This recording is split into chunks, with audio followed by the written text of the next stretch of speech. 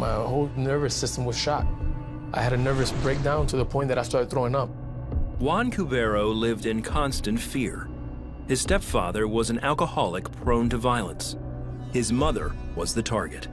I was right there. I saw everything. Most of the time, he would come drunk and try to beat up my mother. I was always in the defense.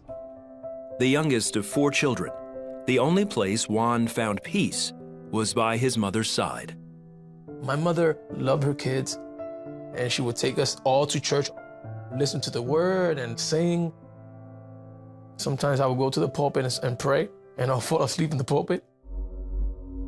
He was 9 when his mother and stepfather divorced. By then, they had moved to Puerto Rico, where Juan came face to face with another side of violence, the projects of San Juan. It was just nobody's land. Just shootouts, murders.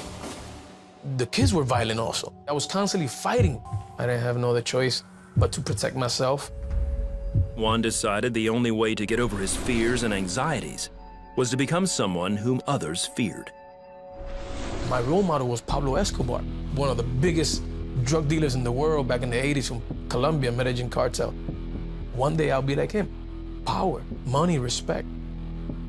Over the next 6 years, Juan went from being a small-time weed dealer to a cocaine trafficker. Finally, he had the power, money, and respect he wanted. But his anxiety only intensified. It was a mental battle. I had a temper. I would get depressed. I would have anxiety attacks. I would wake up happy, and then my head is flipping around, and it's like I want to beat people up. One night, Juan was on the streets meeting with dealers when he heard something familiar, a church service. They were singing, "There is power, power, power in the blood." I started singing that song, and I realized, what I'm singing a Christian song, you know, I'm high. And as I'm singing the song, I started having a conversation. I'm thinking, it's just me, but at the same time, it's like I knew it was God. And God started talking to me, "Juan, you know, what are you doing? You know, look at your lifestyle. Why are you doing this? What would happen if you get shot? You know how much I love you, right?"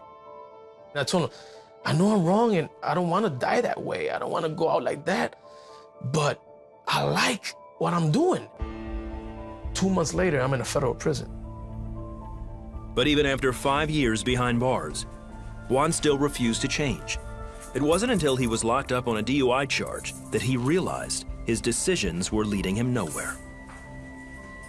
And I started getting frustrated. I'm like, where am I going, you know? I don't know where I'm going. But his parole officer, a Christian, told Juan she knew exactly where he was headed. She says, "Off the record, you're gonna be an international evangelist." And I looked at her and I said, "What, international, what?" And I said, "You know, you don't even know my record. You don't got my federal record. You don't know nothing about me." She said, "You're right, I don't know nothing about you, but the Lord does. He knows you." Juan accepted the officer's invitation to go with her to church and started going regularly. Then one night at a party, he suddenly felt out of place. They gave me a beer, they gave me some weed, and I held it in my hand, and I looked at it, and it was like, I felt awkward. I was like, this is not me.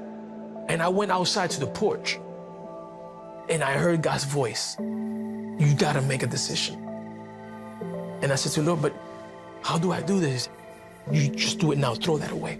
And I remember I threw the bottle away, I threw the blunt away, and I said, "What do I do next?" And he said to me, "Come to me.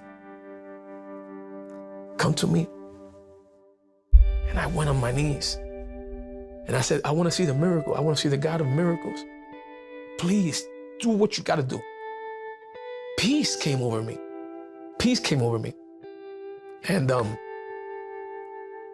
from there on, my life has changed. He walked away from the drug world and got a job as he finished up his parole.